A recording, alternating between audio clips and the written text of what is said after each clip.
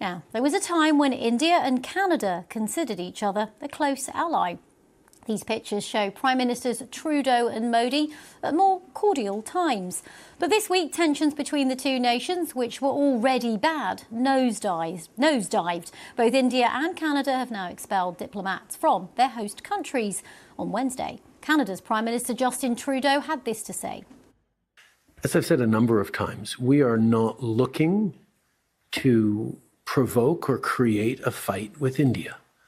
The Indian government made a horrific mistake in thinking that they could interfere as aggressively as they did in the safety and sovereignty of Canada. Justin Trudeau there. Well, a lot of the tensions come down to the killing of this man, Hardeep Singh Nijjar, a Sikh man who was killed in Canada last year. He was part of the Khalistan movement, which is advocating for a separate homeland for Sikhs in India, something strongly opposed by the Indian government. Well, Canada's government's accused Indian officials of being involved in that. Well, in a recent statement, India's Foreign Ministry spokesperson Randhir Jaiswal said Canada's presented us no evidence whatsoever in the support of the serious allegations that it's chosen to level against India and Indian diplomats. Meanwhile, in another development today, the US has charged a former Indian intelligence officer, Vikas Yadav, of allegedly directing a foiled plot to murder a prominent Sikh separatist in New York last year. It's the first time the Indian government's been directly implicated in this way. Well, to discuss all those developments, let's speak to Jeff Nankivel, a former Consul General of Canada in Hong Kong and the CEO of the Asia Pacific Foundation of Canada. Welcome to the programme. First of all, where do you see things at the moment? I assume you have more of a Canada perspective on this, but how bad are relations between India and Canada? There's no question, I think, that they are the worst that they have been in decades.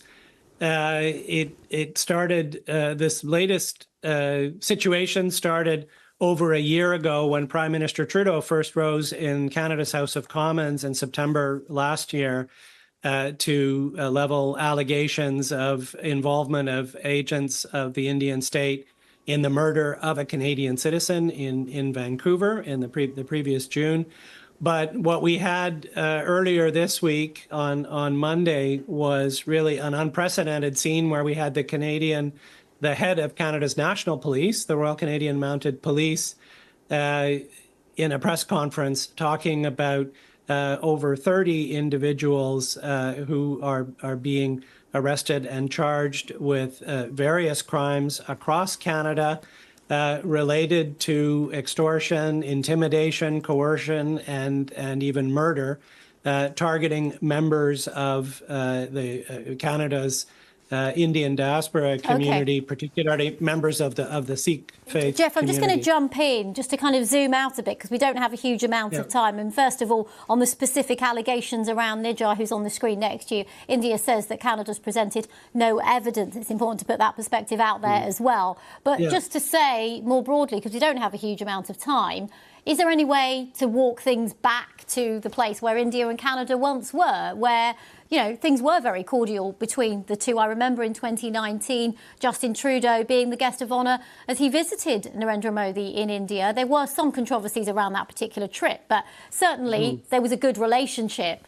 Is there any way to walk it back? Well, there's two different elements to this. I think the relationship between the governments of Prime Minister Modi, Prime Minister Trudeau, it's going to be very difficult to see how those would improve as long as these judicial processes are going on in Canada. So that train is already in motion. But it's important also to remember there is a trade and investment relationship between Canada and India that has continued to grow, not rapidly in the last year, but it has continued to grow in spite of the differences between the two governments. So on a society-to-society level, and when it comes to commerce, it's a different picture. The question now is whether this latest escalation will, which has not spilled over into the trade and investment sphere, whether that will happen now with these latest developments. And this is something we'll have to see in the coming days. OK, Jeff Nankervell, thank you very much for joining us and sharing your perspective on those deteriorating relationships between India and Canada.